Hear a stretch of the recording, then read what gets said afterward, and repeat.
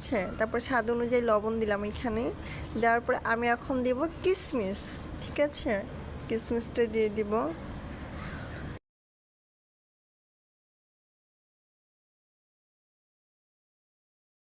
এখানে আমি গুঁড়া দুধটা ইউজ করব।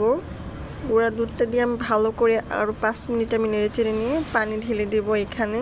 পানি ঢালার পরে এখানে যখন একটু পানিটা একটু মাখা মাখা মানে শুকিয়ে যাবে, ঠিক আছে, তো এরকম টাইম হবে তখন আমি খাল আর হলো গরম মশলাটা ইউজ করব, এলাচ যেটাকে বলে আমি এটা ইউজ করব, দিয়ে ঢেকে দেব।